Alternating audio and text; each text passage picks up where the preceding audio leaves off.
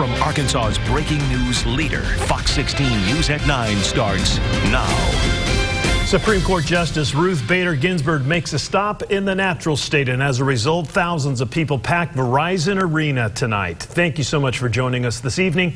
I'm Kevin Kelly. I'm Donna Terrell. Ruth Bader Ginsburg and President Bill Clinton held a lecture. Fox 16's Mitch McCoy was there and is live in North Little Rock with this historic event. Hi, Mitch.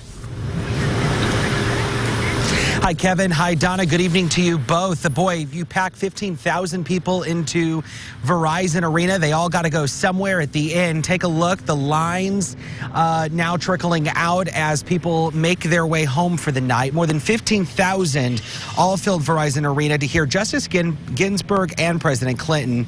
The 86-year-old justice spoke about many things, including being the second female associate justice on the Supreme Court.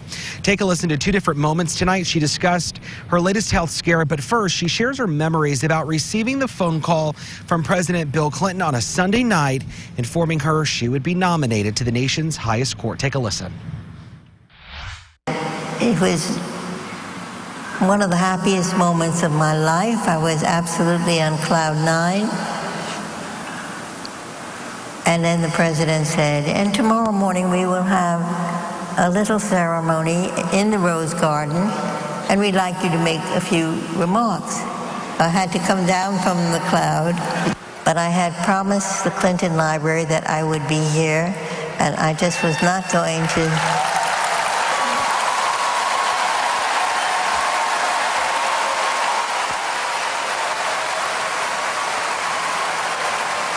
And I'm pleased to say that I am feeling very good tonight.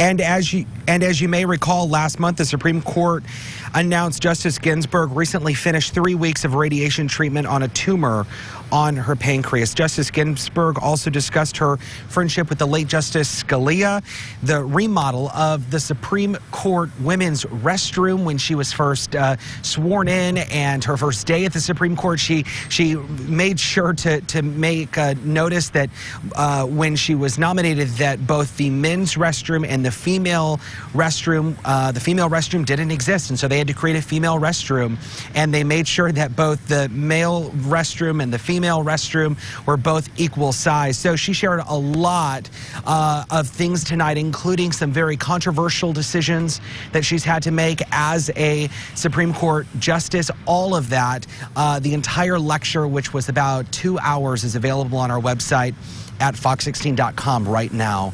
We're live in North Little Rock. Mitch McCoy, Fox 16 News.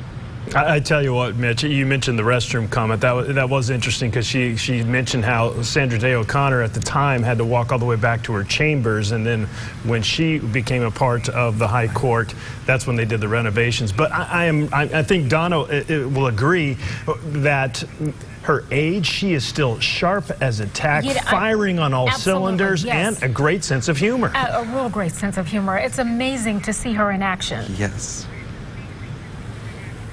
You know, President Bill Clinton referenced just how good of shape she's in, and he kind of made the joke. He said, you know, I have to work 2 full months to just do what she does in one workout because she does exercise all the time. Yeah, yeah. Well, she is absolutely amazing. Obviously, the crowd loved her. You said it was a packed house there, so it was nice to have her in town.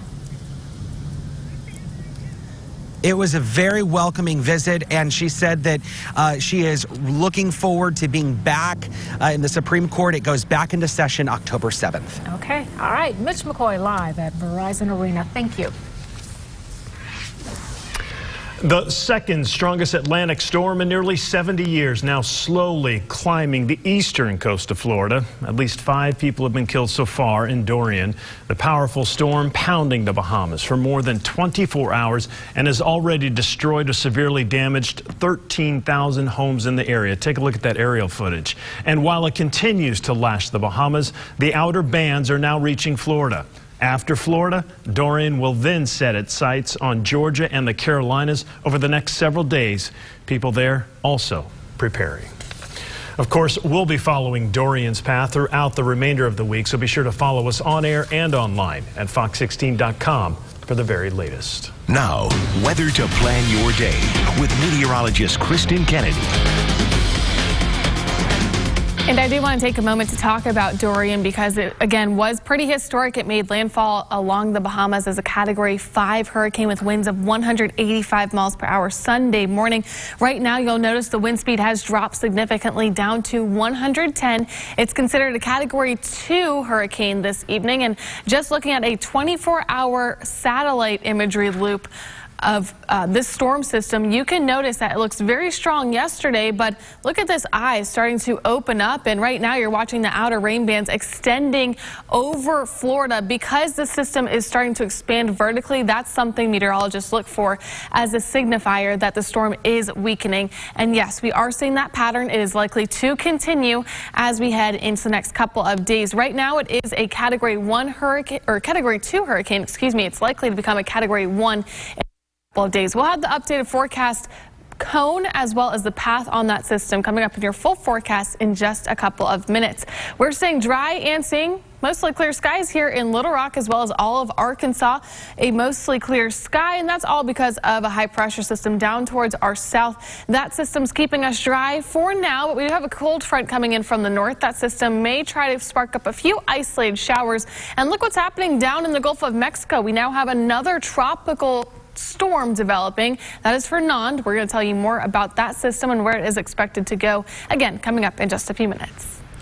All right, Kristen, thank you. Returning to local control has been a hot topic of discussion for the Little Rock School District and the Board of Education. In the past 2 weeks, board members have held 5 public meetings for people to give their input. Yeah, the final meeting held tonight at the Board of Education. Fox 16's Rochelle Turner in the middle of it all. Here's how it went down. Give me back my district. A packed house at the Board of Education Tuesday night. Why do the people of Little Rock have to have our voices removed from that process? One by one, people address several problems the district is facing. We can do better. Since the state took over almost 5 years ago. And they're still trying to hold on to the district. And it's time that they give it back. You know, you had the shot. You didn't complete what you said you was going to do. Let us try again. Some also spoke out about a lack of transparency from the board, schools that are failing in the district, and the state's standardized testing system. I think what we can do to improve those schools, it is to provide serious supports that our educators and that our researchers have said and identified that we need. But not everyone agreed with the idea of local control. What will be different this time when they take over again? I would submit that the issue is not who is in control, but the methods that are being used. Education Commissioner Johnny Key heard from people for the first time. And this is touching to my home. This is touching to my heart. Central High School senior Erica Conley asked Key for changes. I want him to know that we are actually people and he needs to treat us like people. This is not Walmart. You're not working for a corporation. These are children. These are children that have problems, and we need the best education that we can get. In the end, people just want the best for students. It's our time now to save democracy in Little Rock, and that choice is in your hands. Thank you very much.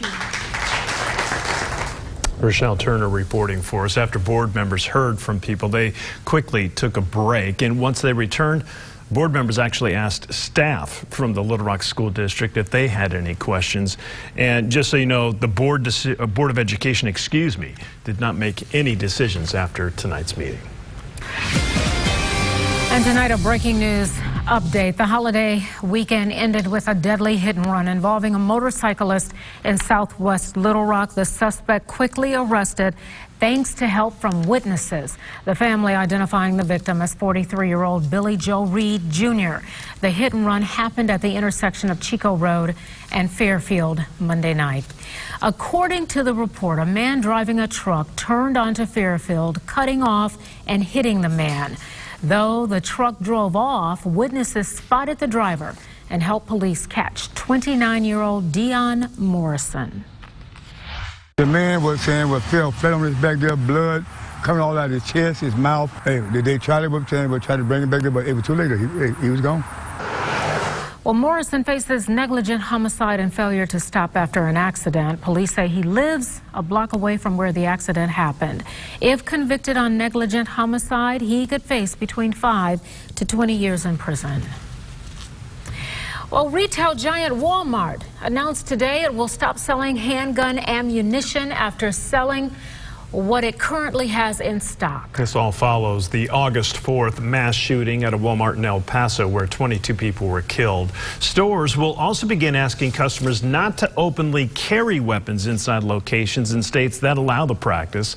Concealed carry, though, will be allowed only for gun owners with permits. The NRA released a statement saying, in part, it is shameful to see Walmart succumb to the pressure of anti-gun elites.